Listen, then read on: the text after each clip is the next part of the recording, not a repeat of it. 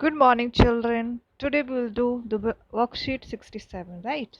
So, worksheet 67 जैसा कि हम पहले क्या करते हैं, हम वर्कशीट को अच्छे से पढ़ते हैं और फिर जा कर के हम उसके सॉल्यूशंस के बारे में बात करते हैं।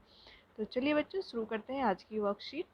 हर रोज की तरह मैं पौधों को पानी दे रही थी कि अचानक बहुत सारी मधुमक्खियाँ उड़ने लगी। ठीक है, पौधों को पानी दिया जा रहा था तो मधुमक्खियाँ उड़ने लगी, यानी उस पौधे के पास मधुमक्खी थी। ठीक है, ध्यान से देखने पर बड़े पौधों के बीच एक मधुमक्खी का छत्ता दिखाई दिया। क्या दिखाई दिया बच्चों? छत्ता दिखाई दिया। उसे देखकर मैं बहुत खुश हुई, क्योंकि अभी तक सिर्फ किताबों में ही देखा हुआ पड़ा था और अब समझी कि किताबें पढ़ना कितना ज़रूरी है। ठीक है, किताबों पढ़ने से हमें बच्चों सही ज्ञान मिलता है अपनी प्रकृति के बारे में, अपने आसपास के बारे में, ठीक है, अपने जीवन के बारे में। इसलिए किताबें पढ़ना बहुत ही ज़रूरी है। और अब मैं समझी कि किताबें पढ़ना कितना ज़रूरी है। अगर मैंने मधुमक्खी के छत्ते से दूर रहने के बारे में ना पढ़ा होता तो जिज्ञासावश उसे छू लिया होता और मधुमक्खी मुझे काट लेती। देखिए, अगर हम किताबों में नहीं पढ़ते कि मधुमक्खियों को जो है हमारा उनके आसपास रहना या उनकी छत्ते को छेड़ना जो है गलत है उनकी हिसाब से, क्योंकि वो अपने परिवेश में अपना काम कर रही हैं।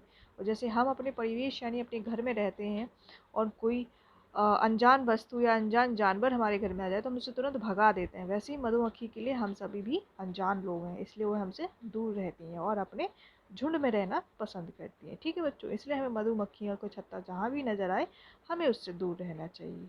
ठीक है बच्चों, चलिए आओ अब और रुचिकर जानकारी प्राप्त करें। और रुचिकर जानकारी हम प्राप्त करते हैं किस प्रकार? प्रश्नों के उत्तर दे करके। पर प्रश्नों के उत्तर देने से पहले मैं चाहती हूँ कि आप देखें कि किस तरह मधुमक्खी अपने झुंड में है। और जैसे कि आप मधुमक्खियों के बारे में जानते हैं कि झुंड में, मधुमक्खियों के झुंड में एक रानी होती है, बाकी सारे वर्कर होते हैं। एक क्वीन होती है, बाकी सारे लेबरर होते हैं। एक क्वीन के लिए सारे के सारे लेबरर जो है इस छत्ते को तैयार करते हैं जिसमें वो मधु बनाते रहते हैं। ठीक है, एक छोटी सी जानकारी मैंने आपको दे दी। चलिए आगे बढ़ते हैं।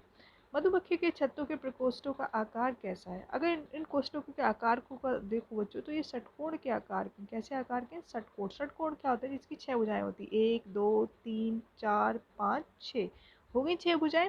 तो ये किस आकार का है बेटा? षटकोण आकार का है। षटकोण। ठीक है बच्चों, फर्स्ट का आंसर हो गया षटकोण। आंसर्स की टेंशन मत लीजिए, आंसर्स आपको आपके व्हाट्सएप ग्रुप पे भी दिए जाएंगे और अभी शो भी किए जाएंगे। फाइन। सो आंसर नंबर 2, मधुमक्खी के छत्ते में कौन सा पदार्थ होता है और वह हमारे लिए किस प्रकार लाभदायक है? देखिए, मधुमक्खी के छत्ते में हनी होता है, यानी मधु होता है। और क्या होता है बच्चों? हनी के अलावा मधुमक्खी का जो छत्ता है बच्चों मोम से बना होता है, जिससे क्या बनती है? हमारी मोमबत्तियाँ बनती हैं। ठीक है, तो अब लाभ की बात कर लेते हैं। एक तो मोमबत्तियाँ मधुमक्खी के छत्ते से बनती हैं और हनी से क्या बनती हैं? दवाइयाँ बनती हैं, ब्यूटी प्रोडक्ट्स बनते हैं। ठीक है, जिसे हिंदी में सौंदर्य उत्पादक कहते हैं।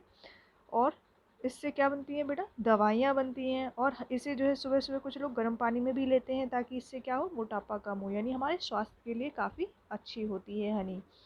ओके, प्रश्न नंबर 3, क्या आपको ज्ञात है कि मधुमक्खियां पर्यावरण की रक्षा में क्या महत्वपूर्ण भूमिका निभाती हैं? जानकारी इकट्ठी कीजिए। देखिए, पर्यावरण की बात हो रही है, अभी हमारी बात नहीं हो रही, पर्यावरण की बात हो रही है, तो हम पर्यावरण की बात करेंगे। देखिए, जो पौधे होते हैं आपने उसके आसपास हमेशा मधुमक्खियां देखी होंगी, तो पौधों की जो वृद्धि होती है वो मधुमक्खियों द्वारा होती है। पौधों में जो फूल खिलते हैं वो भी मधुमक्खियों के द्वारा होते हैं। ठीक है, मधुमक्खियाँ क्या करती हैं? इनमें जो है प्रजनन की क्रिया स्टार्ट करवा देती हैं। किसमें?